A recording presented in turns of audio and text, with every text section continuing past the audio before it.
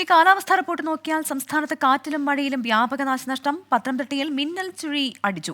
കോഴിക്കോടും പാലക്കാടും വീട് തകർന്നു വീണു. പാലക്കാട് കാലപ്പഴക്കം ചെന്ന സ്കൂൾ കെട്ടിടത്തിന് മുകളിൽ മരം വീണു.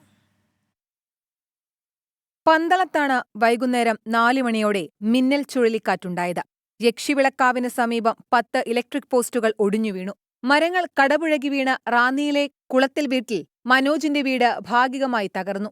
കനത്ത മഴയിൽ പാലക്കാട് കാക്കത്തറയിൽ ഇളയപുരയ്ക്കൽ സരോജിനിയുടെ വീട് തകർന്നു വീണു.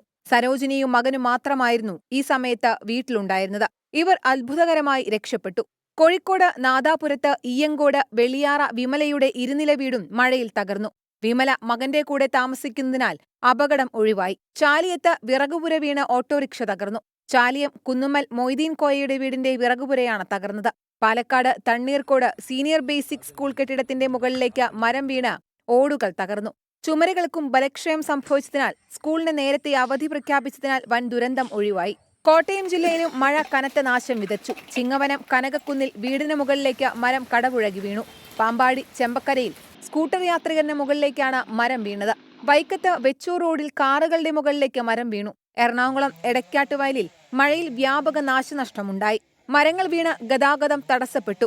വൈദ്യുത ബന്ധം തകരാറിലായി. തിരുവനന്തപുരം ചെങ്കോട്ട അന്തർ സംസ്ഥാന പാതയിൽ ആര്യങ്കാവ് ജംഗ്ഷനിൽ മരം കടപുഴകി വീണു. ഇലക്ട്രിക് ലൈനിന് മുകളിലാണ് മരം കടപുഴകി വീണത്. കട്ടപ്പന കുട്ടിക്കാനം സംസ്ഥാന പാതയിൽ മണ്ണിടിച്ചിലുണ്ടായി. അയ്യപ്പൻകോവിൽ ആലടിയിലാണ് റോഡിന്റെ സംരക്ഷണ ഭിത്തി ഇടിഞ്ഞത്. കനത്ത മഴ തുടരുന്നതിനാൽ ഭാരതപ്പുഴയിൽ ജലനിരപ്പ് വർദ്ധിച്ചു. തൃത്താല വെളിയാങ്കല്ല് റെഗുലേറ്ററിലെ 21 ഷട്ടറുകൾ ഉയർത്തി. News desk 24.